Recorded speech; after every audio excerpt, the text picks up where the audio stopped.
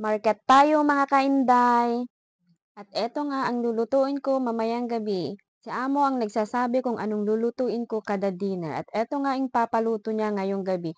Minced beef, white mushroom, onion, and tomato. 10 fresh little white fish fried with egg. At yung gulay naman ay ako na ang magde-decide.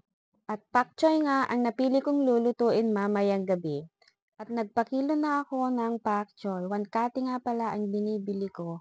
At ayan, magbabayad na tayo. Wag na wag pala nating kalimutan humingi ng resibo. Ayan, dan na ang aking pangsahog sa minced beef. At ang sunod ko namang pinuntahan ay yung pagbilihan ng minced beef. At dito lang yan sa loob ng wet market.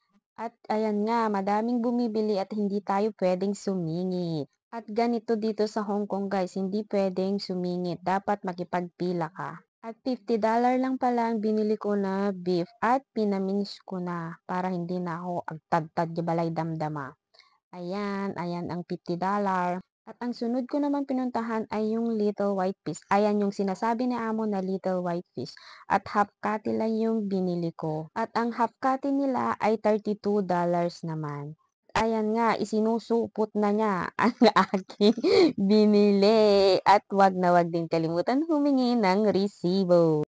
At bibili ako ng fishball para pangsahog ko sa gulay. Para pag linuto ko yung gulay ay hindi na ako maglagay ng kahit na anong seasoning.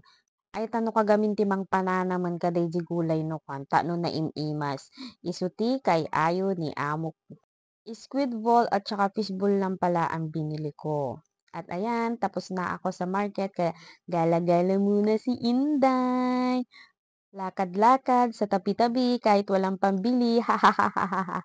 At etong shop nga pala na ito ay mura lang. Kayong mga taga Yunlong, puntahan nyo lang eto. Dito lang yan sa Hopik Market. Sa loob ng Hopik Market. Mapapa-shopping talaga kayo kasi mura lang. Ayun lang. Bye-bye.